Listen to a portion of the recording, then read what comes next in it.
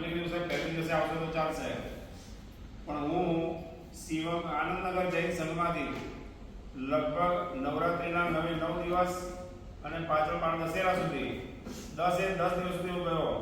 તો નિપુણ્યા ખર્ચો કોણ આપે છે?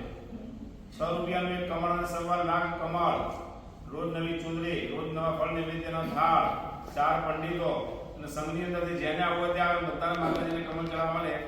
મુંબઈનો એક લગભગ 32 વર્ષનો છોકરો હતો અને એને કેટલા રૂપિયા આપ્યા ખર્ચા? 15 લાખ રૂપિયા એ એક જ છોકરો, અને એને એક જ વારની અંદર માતાજી માટે આપી દીધા. એટલે માતાજી બોલી શ્રદ્ધા કેવી હશે એ તમે વિચાર કરજો. એટલે આવી માતાજી રાજેશ્વરી પદ્માવતી માતાજી છે. એમને મનમાં ધામ બનાવવાની ઈચ્છા થઈ. સાહેબ નાનકડું ધામ બને તો સારું, માતાજી તમને જ આપવાના છે. અને માતાજી ખરેખર એના 1.5 મહિનાની અંદર એક ધામ બની ગયું.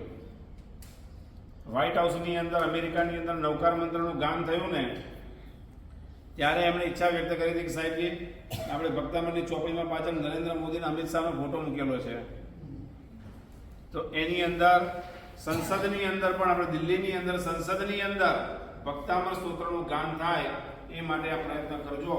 અને એની અંદર અમારે જવાનું છે. તમે બધા જે સંકલ્પ કરો મનની અંદર, આપણે અહીંયા પૂનમના દિવસે અહીંયા અભિષેક કરીશું 108 પાસના પરમાત્માના. એ વખતે પણ સંકલ્પ બધાએ કરવાનો છે કે અહીંયા ભારતનું જે દિલ્હીની અંદર સંસદ ભવન છે એની અંદર ભક્તામણ સ્તોત્રનું ગાન એમના જેવા વિદ્વાન પંડિતો દ્વારા એનું ગાન થાય. બધા બંને હાથ આવી રીતે કરો. બધા એક વાક્ય બોલો છો. બોલો બધા તથાસ્તુ. ગુરુદેવના મુખારવિંદમાં સાક્ષાત સરસ્વતી માતા હાજરા હજુર છે. સાહેબજી અત્યાર સુધી જે વચનો બોલ્યા છે બધા ફળીભૂત થયા છે.